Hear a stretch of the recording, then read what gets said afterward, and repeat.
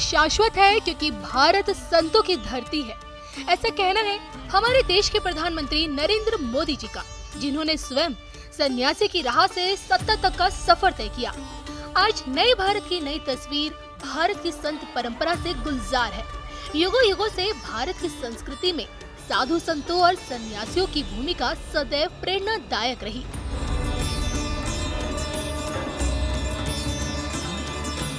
स्वामी विवेकानंद से लेकर संत तुकाराम, नीम करोली बाबा और स्वामी प्रभुपाद जी जैसी प्रभावशाली हस्तियों ने भारत की प्राचीनतम जीवित सभ्यता को एक नई दिशा दी। और आज इन्हीं के नक्शे कदमों पर चल रहे सदगुरु जग्गी वासुदेव, ब्रह्म कुमारी दीदी शिवानी, आचार्य धीरेन्द्र शास्त्री, जया किशोरी और श्री देवकीनंदन ठाकुर जैसे लोगों में शुमार एक नाम ऐसा है जो देश के युवा पीढ़ी की प्रेरणा शक्ति बन चुका है।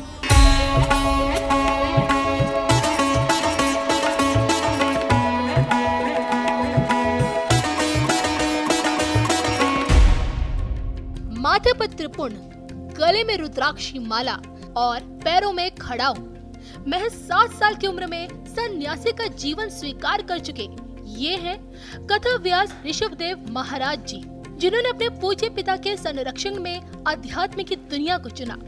वृंदावन के सरस्वती शिशु मंदिर में धर्म ज्ञान अर्जित किया और धर्म संघ महाविद्यालय में अब तक अध्ययन कर रहे हैं। बतौर कथावाचक भागवत कथा के ज्ञान से आम जन मानस के जीवन को प्रकाशित कर रहे हैं, जो कि देखिए शुरुआत से ही खुद को ईश्वर के करीब इन्होंने महसूस किया और इस कारण ऋषभदेव महाराज जी छोटी उम्र से ही कथा कर रहे हैं। 7 वर्ष की उम्र में आपको कितनी जानकारी थी, आप भागवत कथा करने लगे? क्या हुआ था ऐसा कि भगवान के प्रति इतनी उम्मीदें आपकी बरकरार हो गई?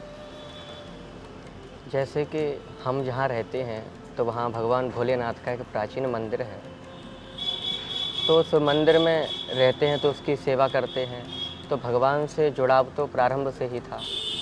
और पिताजी हैं वो भी भागवत कथा कहते हैं, 18 पुराणों को कहते हैं, तो उनको भी सुनता था मैं। तो ऐसे ही धीरे धीरे भगवान से मेरा लगाव होता गया। और जैसी संगति में रहते हैं तो संगति का भी असर पड़ता है। अगर गलत संगति में रहेंगे तो गलत संगति में जाएंगे, अच्छी संगति में रहेंगे तो अच्छी संगति में जाएंगे। तो प्रारंभ से ही पिताजी की संगति मिली, इसीलिए धर्म में जुड़ाव प्रारंभ से ही मेरा था। कहते हैं सनातन ही शाश्वत है, लेकिन असल में धर्म है क्या? क्या हम और आप धर्म के अनुरूप अपने कर्तव्यों का निर्वहन कर पा रहे हैं? इसको लेकर हमारे संवाददाता रोहित बिष्ट जी ने ऋषभदेव महाराज जी से धर्म की परिभाषा पूछी। धर्म की आप बात करते हैं तो धर्म का अर्थ आप क्या निकालते हैं? धर्म क्या है? धर्म का मतलब है संपूर्ण संसार को जो धारण करे वही धर्म है। धर्म माने धार्यते इति धर्मः, अर्थात इस संपूर्ण संसार को जो धारण करे वही धर्म है। और धर्म का एक और अर्थ शास्त्रों में जो कहा गया है, अर्थात भगवान ने जो कहा है शास्त्रों में, पुराणों में, वेदों में, ग्रंथों में, तो भगवान की उन कही हुई बातों का आचरण करना, उन कही हुई बातों को मानना ही धर्म कहलाता है। शास्त्रों के अनुसार चलना धर्म है और शास्त्रों के अनुसार ना चलना, शास्त्रों के विपरीत जाना, ये अधर्म है। तो क्या मौजूदा स्थिति धर्म के अनुकूल है या स्थिति खराब है? आपकी उम्र के हिसाब से आप क्या आंकते हैं? जैसा कि यदि अभी बात की जाए तो हाँ, अभी भी धर्म जीवित है। अभी भी खूब कथा, प्रवचन, यज्ञ, अनुष्ठान इत्यादि चल रहे हैं। आज भी धर्म जीवित है। और हमारा जो धर्म ये सनातन धर्म है, तो सनातन का मतलब ही है जो आदि से अनंत तक रहे, जिसका कभी अंत ना हो, वही सनातन है। तो अभी भी धर्म जीवित है। कहते हैं श्रीमद् भागवत का ज्ञान मनुष्य के जीवन को सार्थक बनाता है। जहाँ बात भक्ति, ज्ञान, वैराग्य और त्याग की आई, वहाँ भागवत का ज्ञान इंसान का उद्धार करता आया। और ऐसे में नए भारत की नई तस्वीर में फिट होने के लिए देश के युवा पीढ़ी के लिए भागवत कथा का अनुसरण करना कितना जरूरी है। तो आप भागवत कथा कहते हैं और जनमानस के बीच काफ़ी लोकप्रिय हैं जब से आपने भागवत कथा शुरू की है। तो भागवत कथा का जो गूढ़ अर्थ है वो क्या है? क्या कहते हैं भागवत? जी, भागवत जो शब्द है इसमें 4 अक्षर हैं, भा ग व त, तो भागवत।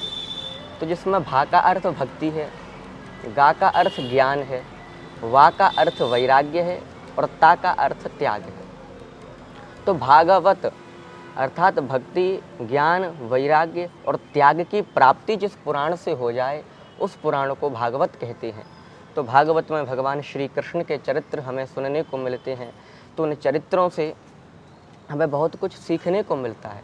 भगवान श्री कृष्ण का कैसा जीवन था, उन्होंने अपने जीवन में असुरों का संहार किया, धर्म की स्थापना की, कंस को मारा, उसका वध किया, उसे हिंसा को मारा। तो ये भागवत से ही प्रेरणा मिलती है, ये पुराणों से हम धर्म के बारे में जानते हैं। पूतना कौन है? आप कहेंगे मायावी राक्षसी जिसने अपनी छाती पर जहर लगाकर दूध पिलाने के बहाने बाल गोपाल को मारने की कोशिश की। अधर्मी कंस की बहन जिसका संहार और उद्धार स्वयं भगवान कृष्ण ने किया। धर्म ग्रंथों में द्वापर में पूतना के अंत का जिक्र है, लेकिन क्या आप जानते हैं कि आज भी हमारे बीच में पूतना जिंदा है? मैं आपका एक प्रवचन अभी सुन रहा था कुछ देर पहले, तो उसमें एक पूतना वध का जिक्र था जी, जिसमें आप पूतना का कई प्रकार से अर्थ बता रहे थे। तो क्या मौजूदा वक्त में पूतना का अर्थ निकाला जा सकता है? क्या है पूतना? यदि इस समय इस परिस्थिति में पूतना का अर्थ निकाला जाए तो पूतान पवित्र बालकान मारणार्थन नयति यासा पूतना, ये व्याकरण का अर्थ हो गया कि पवित्र पवित्र बालकों को मारने के लिए जो ले जाए वही है पूतना। यदि अब इसका अर्थ निकाला जाए तो पूतना का एक सीधा सा अर्थ है वासना। पूतना का सीधा सा अर्थ है बुराइयाँ, किसी का बुरा सोचने की भावना।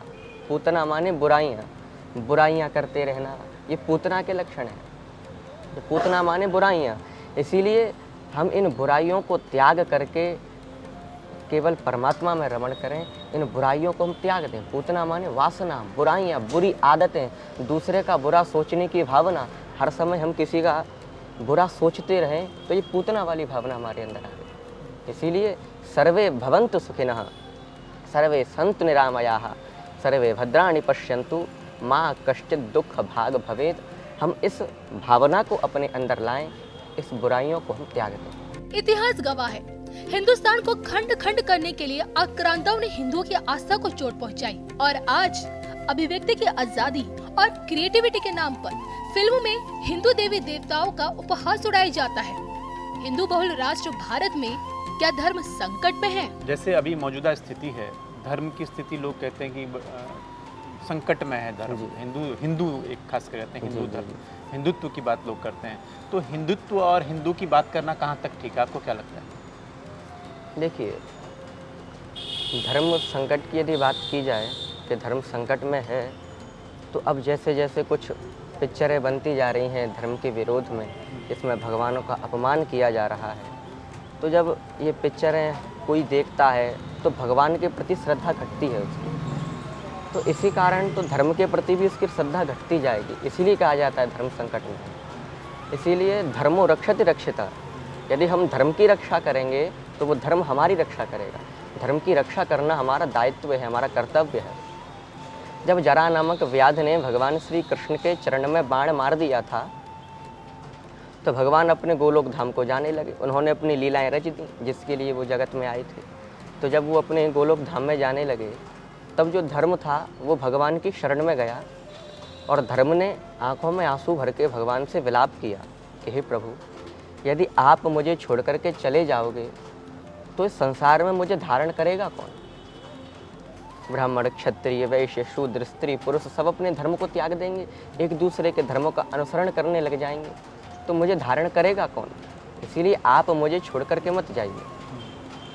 लेकिन भगवान ने कहते हैं, हे धर्म, भगवान ने कहा तुम चिंता मत करो, क्योंकि मैं इस भारत से कहीं नहीं जाऊंगा। हे धर्म, मैं भारत में भागवत बन करके रहूँगा। इसीलिए ये भागवत जो पुराण है ये साक्षात भगवान श्री कृष्ण है, ये साक्षात श्री कृष्ण का वांग्मय स्वरूप है। तो जब भगवान ने भागवत में निवास किया, वेद व्यास जी महाराज ने सम्याप्रास आश्रम पर बद्री नारायण में इस श्रीमद् भागवत महापुराण को लिखा, तो इस पुराण का निर्माण होने के बाद धर्म श्रीमद् भागवत महापुराण में ही प्रवेश कर गए, उसी में ही निवास करने लग गए। तो इसीलिए धर्म जब भागवत में निवास करने लग गए, इन पुराणों में निवास करने लग गए, तो ये हमारा कर्तव्य है कि हम धर्म का पालन करें, क्योंकि उन पुराणों में से हमें सीखने को मिलता है अपनी सनातन संस्कृति के बारे में। तो अभी जैसे आपने कहा कि फिल्मों का तात्पर्य आपका आदि पूर्व उस फिल्म से तो नहीं था? जी, केवल एक ही नहीं, अनेक फिल्में हैं। अब देखता तो मैं हूँ नहीं, सिर्फ सुनता हूँ अखबारों जी, जी, में जी। या टीवी। अखबारों पर भी, टीवियों पर भी। जब अब क्या है, कुछ सनातन संस्कृति के जो चाहने वाले जो धर्म बंधु हैं, अब वो धीरे धीरे जाग रहे हैं। पहले सब पिक्चरें देख लेते थे, कोई कुछ नहीं कहता था अगर किसी परमात्मा का भी इसमें अपमान किया जाए, लेकिन अब धीरे धीरे सब जाग रहे हैं, तो अब ये बातें उठती जा रही हैं। एक भारत और श्रेष्ठ भारत की आवाज चारों दिशाओं से गूंज रही है, क्योंकि सनातन संस्कृति को भारत की असल पहचान बताने वाले पीएम मोदी और भारत को हिंदू राष्ट्र बताने वाले मुख्यमंत्री योगी आदित्यनाथ दोनों ही संत समाज की दुनिया से ताल्लुक रखते हैं। ऐसे में एक सन्यासी एक शक्तिशाली सम्राट क्या बन सकता है? जैसे उत्तर प्रदेश में योगी जी का शासन है जी जी। और देश में नरेंद्र मोदी जी हैं, दोनों कहीं ना कहीं एक मतलब मजबूत विचारधारा से हैं, तो उनके प्रति आपका क्या विचार है? सही दिशा में है? उनके प्रति ये विचार है कि वो इस समय इस देश पर शासन करने वाले एक राजा हैं, प्रधानमंत्री और मुख्यमंत्री। तो अपनी प्रजा का पालन पोषण करना एक राजा का कर्तव्य होता है, और वो राजा अपना कर्तव्य निभाए, लेकिन अपने धर्म में जुड़ कर के निभाए। अर्थात धर्म का भी अपमान ना हो, भगवान का कोई अपमान ना हो, और अपने इस देश को, अपने राज्य को, अपने प्रदेश को, उसका भी पालन अच्छे से करे। जो भी समस्याएं हैं उन सब समस्याओं को सॉल्व करे, उनका निराकरण करे। तो यही भावना एक राजा की अपनी प्रजा के प्रति यही भावना होनी चाहिए। क्या सन्यासी एक अच्छा राजा हो सकता है? हाँ, कह सकते हैं। राजा पहले भी, वैसे जो राजा हुआ करते थे पहले भी, आप किसी भी राजा के इतिहास को ले लीजिए, अधिकांश जितने भी राजा हैं वो अपना शासन करते हैं, अपनी प्रजा को पालते हैं, पोषते हैं, अपनी प्रजा की रक्षण करते हैं, और जब उनका अंत समय आ जाता है तब अपने पुत्रों को वो राजगद्दी देकर वो स्वयं तपस्या करने के लिए चले जाते हैं।